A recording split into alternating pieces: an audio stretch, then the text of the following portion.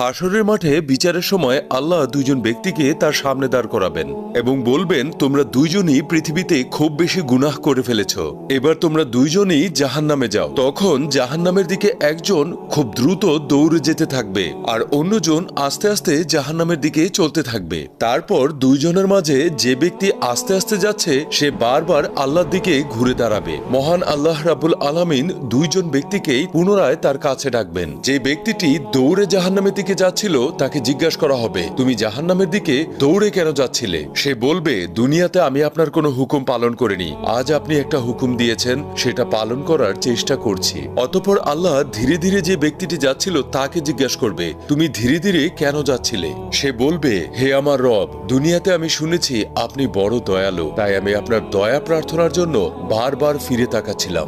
সবশেষে আল্লাহ এই দুইজন ব্যক্তির কথাতে খুশি হয়ে তাদেরকে মাফ করে দিবেন।